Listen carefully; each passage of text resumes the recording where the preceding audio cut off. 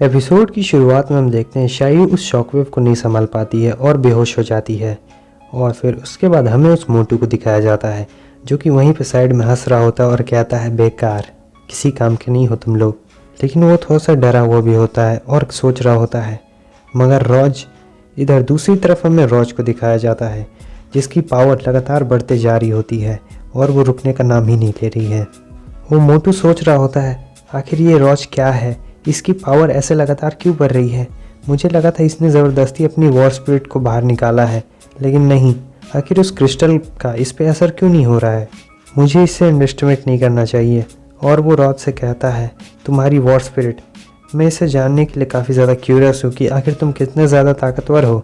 वो हंसने लगता है और कहता है जब से मेरे ऊपर से रिस्ट्रिक्शन हट चुके हैं तब से मैं और भी ज़्यादा ताकतवर बन चुका हूँ।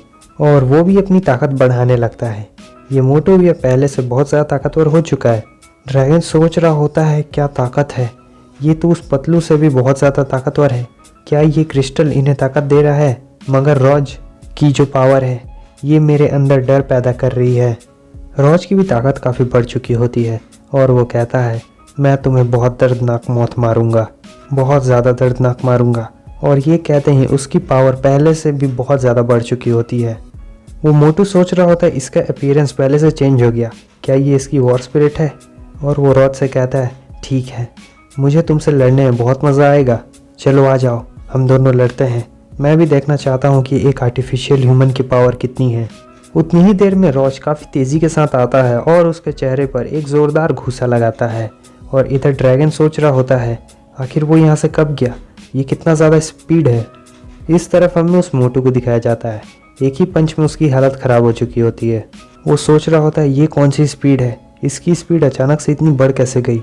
वो उससे कहता है अब मेरी बारी है, तुम देखते रहो। मगर रॉज को ज़्यादा देखना पसंद नहीं है। वो फिर से आता है और उसके चेहरे पर एक ज़ोरदार घुसा मारता है और इस बार तो वो सीधा दीवार तोड़ के बहुत दूर गिर जाता है। वो मोटू सोच रहा होता है कि मुझे मेरा चेहरा महसूस नहीं हो रहा है, आखिर ये पावर क्या है, उसमें इतनी ज़्यादा पावर कहाँ से आई। इधर हमें रॉज को दिखाया जाता है जिसका ये न्यू फॉर्म होता है। उसके कंधे पर जो होता है वो चीज़ हट चुका है और ये अब उसका एक न्यू फॉर्म है।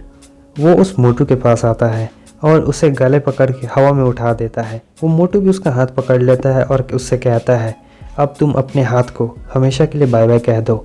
देखते हैं कि वो मोटू अपनी पावर का इस्तेमाल करता है और रॉज के हाथ में ढेर सारे कांटे आ जाते हैं जो कि उसकी स्किन को फाड़ डालते हैं। वो हंसने लगता है और कहता है देखा, आखिरकार मैंने तुम्हें हरा ही दिया।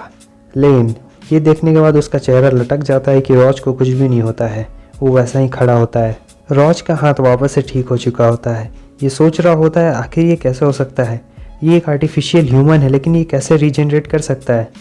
वो कहने लगता है रुको रुको, लेकिन तब तक काफ़ी देर हो चुकी होती है और रॉज उस पर लगातार पंचेस की बारिश कर रहा होता है। वो उसे बहुत मारता है, वो रुक ही नहीं रहा होता है, वो लगातार उस पर पंचेस की बारिश करता जा ही रहा होता है। वो मोटू सोच रहा होता है मुझे ऐसा लग रहा है कि मेरी बॉडी का अब कीमा निकलने वाला है, ये पावर बहुत ज़्यादा है, मैं इसे अब और नहीं सहन कर सकता, मुझे बहुत ज़्यादा दर्द हो रहा है, क्या ये टॉर्चर का दर्द है। और वो रॉज से कहता है कि तुम मुझे मार ही डालो। रॉज कहता है क्या, मैं तुम्हें मार दूँ। और वो उसके सर को उस दीवार में पटक देता है। वो उसे हवा में उठा लेता है उसके दोनों सर को पकड़कर, जैसे वो कोई है ही नहीं, वो एक छोटा सा खिलौना है, उसी तरह उसे उठा लेता है और उससे कहता है मैंने तुमसे कहा था ना, मैं तुम्हें ऐसी मौत मारूंगा, इतनी दर्दनाक मौत मारूंगा कि तुम सोच भी नहीं सकते हो। और इधर वो मोटू ज़ोर ज़ोर से चिल्ला रहा होता है।